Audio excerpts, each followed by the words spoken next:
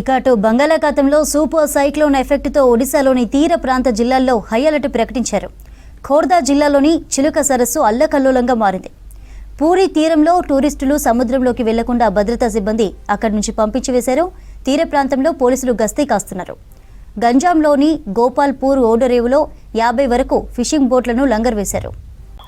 ఒడిశాలోని 8 జిల్లాల్లో red alert ప్రకటించారు అధికారులు. మల్కాన్గిరి, కోరాపుట్, నబరంగపూర్, రాయగడ, గజపతి సహా గంజాం, కంతమల్, కలహండి జిల్లాల్లో భారీ నుంచి అతి భారీ వర్షాలు కురుస్తాయని హెచ్చరించింది ఐఎండీ.